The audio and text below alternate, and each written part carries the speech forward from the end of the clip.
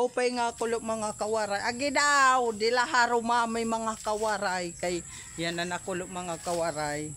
Kuan, pumalit kita hin isda kay pipirnoble may nanay kanina naliwatan kuan. Odto. So yung man hinanay kakaungkaon hiyan isda, di ba nagmanok kami, kakaungkaon hiyan isdaan prinito gad labisan daw la kunong gamay na isda kay kakaungkaon hiyan prinito. Hamato joke ko hinanay na may bulad nga daprito ha. So may daman kita didi na kwartahe kunuhay na nasasalin naiipit pumalit kita hin isda 2 ka kilo.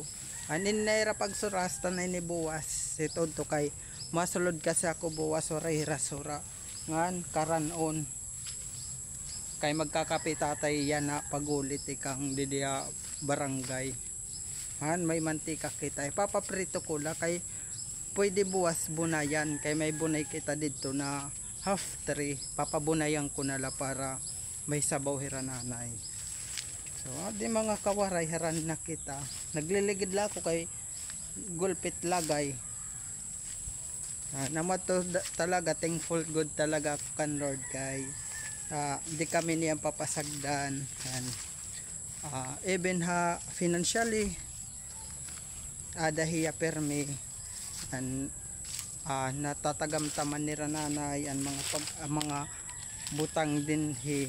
Ang mga pagkaon na diri nira na experience dati thankful talaga especially ang mga tao na padayon na suporta akon damo gud na salamat sering pa dirak mabubutang hini na sitwasyon na kunwari ang mga tao na natapo dal akon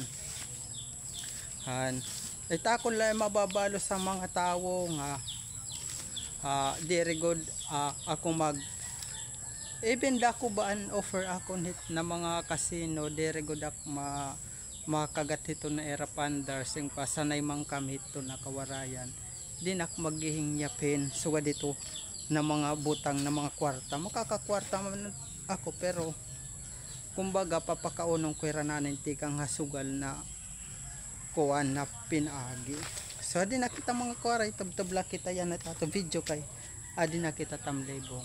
Damo nga salamat mga kawaray and always God bless. Bye bye.